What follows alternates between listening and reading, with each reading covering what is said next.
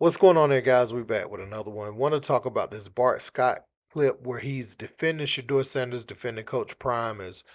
Coach Prime just had that viral interview with Asante Samuel where he alluded to some of the rumors um, that have been circulating for a while now, pretty much saying that some of the coaches didn't want Shedeur on the roster because they felt like Coach Prime could have possibly taken their job. That's one of the rumors out there. Now, obviously, there's others that, he didn't do a lot in the pre draft process that he could have done, and also that, he bombed some meetings, right? That's the other rumors that's out there. But, um, Coach Prime kind of alluded to those things, and he revealed that it hurt, just to see those narratives around his son when he felt like he know that wasn't true. He know that he prepared his son. So not only is it a reflection on Shador, it's a reflection on him as a father and a coach. And so I can see why that would offend him to that level. Let's revisit what he said on the Santi Samuels podcast. Let's speak. I know it was a lot of rumors about the next level, and I can't see that. I Yeah. can't see the next level. And I think a couple people who may have taken shots at my kids, they were afraid that I would go. That's where the shots came from. All you got to do is just sit back and listen.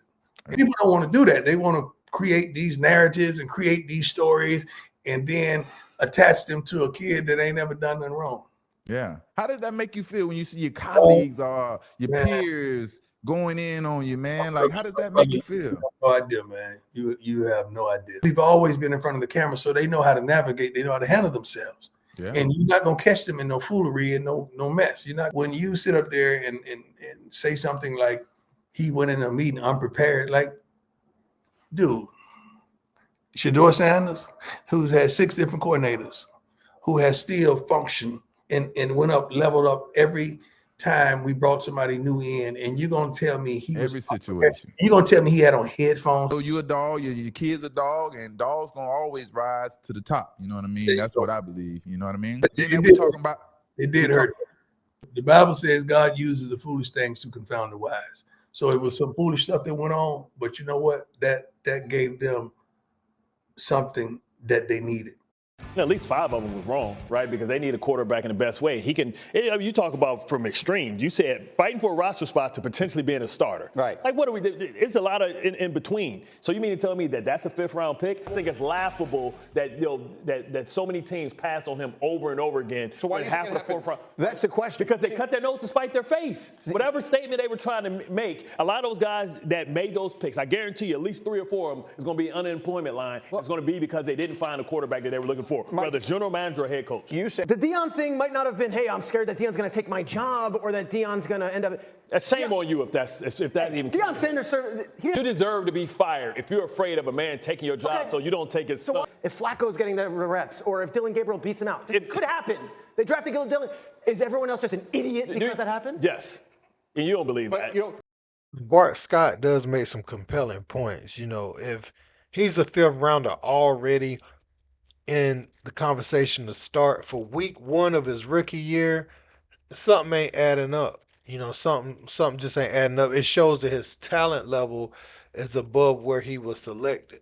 But for me personally, like I always say, I like the situation that he's in because now he can dispel any notion, that this is his father putting him in a position to succeed, right? If they would have took him early, they would have said it was overhyped, and that's why, But you don't draft a quarterback in those earlier rounds not to start him. So basically, they would say that okay, he got those inflated stats under his father, and that's why they took him. But now, I think now we're gonna know that he earned his way to the top of the depth chart, and it is what it is, man. I like where Shador landed, and I think it's only a matter of time. I think it's one of those situations where it's only a matter of time.